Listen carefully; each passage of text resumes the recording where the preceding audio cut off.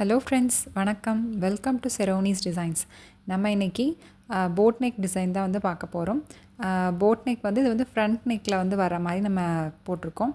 Back open இருக்க ஒரு blouse, ஃப்ரண்ட்டில் மட்டும் போட் நெக் வர மாதிரியான ஒரு ப்ளவுஸு. இதில் தான் வந்து நம்ம ஒர்க் பண்ண போகிறோம். இது வந்து ஒரு சில்க் காட்டன் மெட்டீரியல் தான். இது வந்து நம்ம நெக்லைன் மட்டும் நம்ம மார்க் பண்ணிவிட்டு 18 இன்ச் ஃப்ரேமில் வந்து நம்ம நல்லா டைட்டாக வந்து ஃபிக்ஸ் பண்ணி வச்சுருக்கோம்.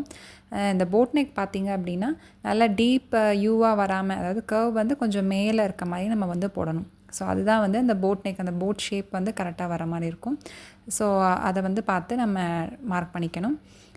இதில் தான் வந்து நம்ம ஒர்க் பண்ண போகிறோம். ஸோ வாங்க இதில் எப்படி ஒர்க் பண்ணலாம் அப்படிங்கிறத பார்க்கலாம். ஸோ ஃபஸ்ட்டு வந்து வழக்கம் போல் நம்மளோட செயின் ஸ்டிச் வந்து 3 லைன் வந்து கொடுத்துக்கலாம். ஸோ அதுக்காக டூலிப் நெடில் நம்பர் 14 வந்து எடுத்திருக்கேன். ஃபஸ்ட்டு ஒரு 1/4 இன்ச் போல் மேலே நம்ம சீம் அலவன்ஸ் விட்டுட்டு அதுக்கப்புறமா நம்ம செயின் வந்து ஸ்டார்ட் பண்ணுறோம். இதில் வந்து பார்த்திங்கன்னா நம்ம காப்பர் கலர் ஜரி த்ரெட் தான் வந்து யூஸ் பண்ணியிருக்கேன். ஃபஸ்ட்டு வந்து ஒரு ரிவர்ஸில் ஒரு ஸ்டிச் கொடுத்துட்டு அதுக்கப்புறமா நம்ம செயின் வந்து ஃப்ரண்டில் கொடுத்துட்டே வர வேண்டியது தான். ஸோ செயின் வந்து நல்லா சின்ன சின்ன செயினாக வந்து கொடுத்துட்டே வரணும். இந்த டிசைன் ஃபுல்லாகவே நம்ம காப்பர் கலர் மெட்டீரியல் தான் யூஸ் பண்ணியிருக்கோம். ஏன்னா அதில் வந்து ஜரி வந்து காப்பரில் வந்துருந்தது. ஸோ அதனால் இது எல்லாமே வந்து நம்ம காப்பர் கலர் மெட்டீரியல் தான் யூஸ் பண்ணியிருக்கோம். ஸோ இதே மாதிரி ஒரு 3 லைன் போட்டுக்கலாம். நெக்ஸ்ட்டு வந்து பார்த்திங்கன்னா சுகர் பீட் ஒரு லைன் வந்து கொடுக்க போகிறோம். ஸோ இதுக்கும் நம்மளோட ஃபேப்ரிக் கலர்லேயே இருக்க machine thread, normal machine thread வந்து எடுத்துகிட்டு ரிவர்ஸில் ஒரு ஸ்டிச் கொடுத்துட்டு அதுக்கப்புறமா நம்ம பீட் வந்து லோட் பண்ண வேண்டியது தான். ஸோ சுகர் பீட் வந்து வழக்கம் போல் நம்ம 2 பீடாக வந்து கொடுத்து போட்டுட்ருக்கோம். ஸோ இதுக்கு வந்து நம்ம அயன் உடன் ஹேண்டில் இருக்கும் இல்லையா, அந்த அயன் நிடல் வந்து எடுத்திருக்கேன். ஸோ இதில் வந்து நம்ம சுகர் பீட் நிறைய லோட் பண்ண முடியும். ஸோ நீங்கள் பிகினராக இருக்கீங்க அப்படின்னா இந்த நிடல் வந்து ப்ராக்டிஸ் பண்ணிக்கோங்க. நெக்ஸ்ட்டு பார்த்தீங்கன்னா 4 mm சைஸில் இருக்க நம்ம ரவுண்ட் பீட் வந்து எடுத்திருக்கேன். ஸோ இந்த பீட் வந்து ஒரு பீடாக கொடுக்கணும். நம்பர் 4 சைஸில் இருக்க ரவுண்ட் பீடு. இதுக்குமே வந்து ரிவர்ஸில் ஒரு ஸ்டிச் போட்டுட்டு அதுக்கப்புறம் நம்ம பீட் வந்து கொடுக்க ஆரம்பிக்கணும். இது வந்து நம்ம நீடில் 90 டிகிரியில் வச்சு கொடுத்தோம் அப்படின்னா பீட் கடையில் வந்து கேப்பே இல்லாமல் ஈவனாக வந்துடும். ஸோ அதுக்கு அடுத்த ஒரு லைன் சுகர் பீட் கொடுத்துருக்கோம்.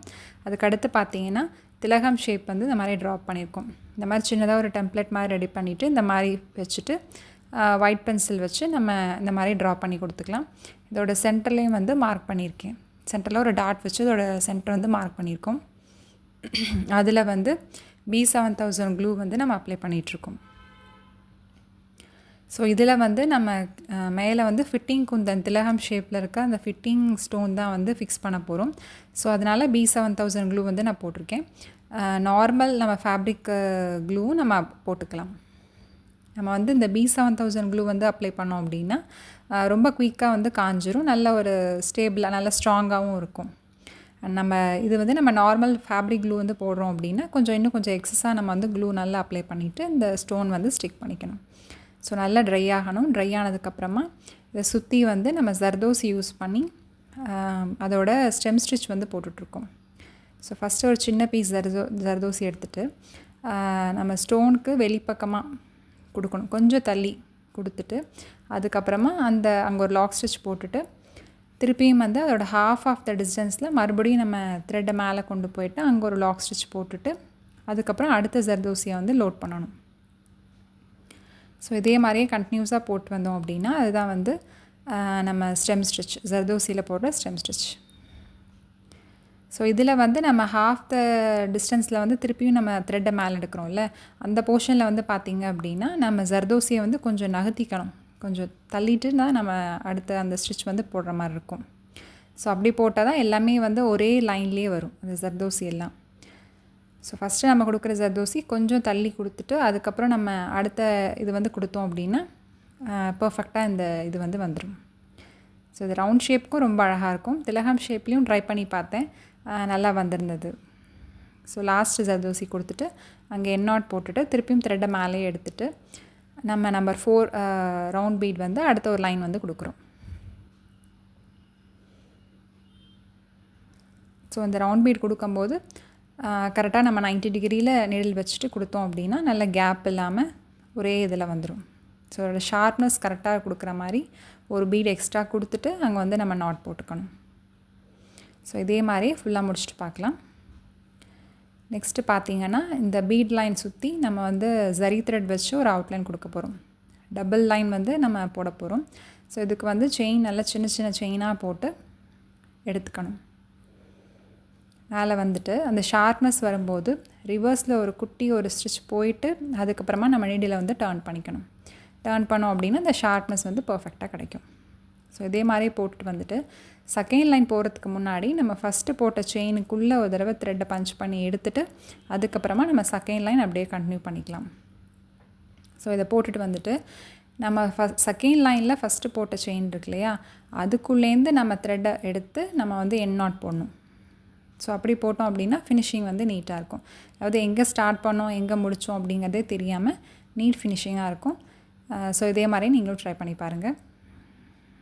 நெக்ஸ்ட்டு அந்த திலகம் ஷேப்க்கு இடையில வந்து கொஞ்சமாக க்ளூ அப்ளை பண்ணிவிட்டு அதில் வந்து நம்ம ரவுண்ட் ஷேப்பில் இருக்க ஃபிட்டிங் ஸ்டோன் வந்து வைக்க போகிறோம். ஸோ இது வந்து ஒரு மீடியம் சைஸ் தான். இந்த ஸ்டோன் வந்து ஃபிக்ஸ் பண்ணிக்கலாம்.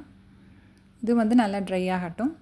ட்ரை ஆனதுக்கப்புறமா நம்ம ஃபஸ்ட்டு ஒரு சுகர் பீட் லைன் கொடுத்துருந்தோம் இல்லையா நெக் லைனில், அதை ஒட்டி வந்து நம்ம செயின் ஸ்டிச் போட்டுட்டு அதுக்கப்புறம் அந்த செயினை வந்து அப்படியே கீழே கொண்டு போயிட்டு அந்த நம்ம ரவுண்ட் ஷேப்பில் இருக்க அந்த ஃபிட்டிங் குந்தனையும் சுற்றி ஒரு அவுட்லைன் கொடுத்துட்டு அங்கே வந்து ஒரு எண்ட் நாட் போட்டுக்கலாம்.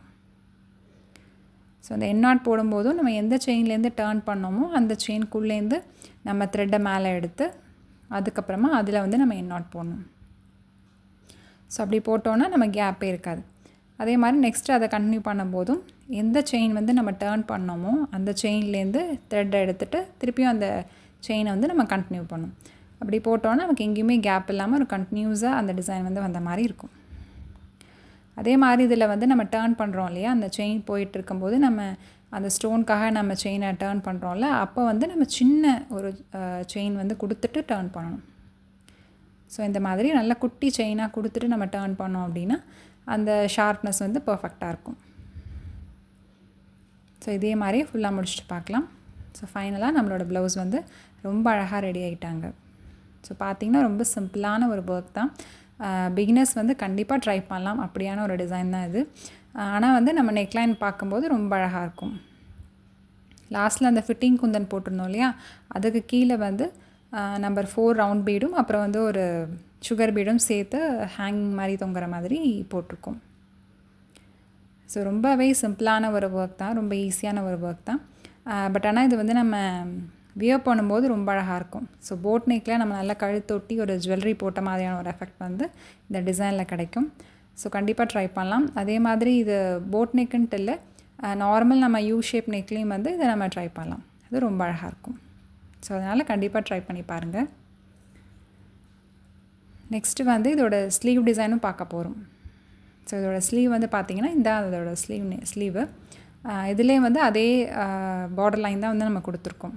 திலகம் ஷேப் வந்து கொடுத்துட்டு அதுக்கு கீழே வந்து சின்னதாக ஒரு ஆர்ச் வர மாதிரி போட்டிருக்கோம்.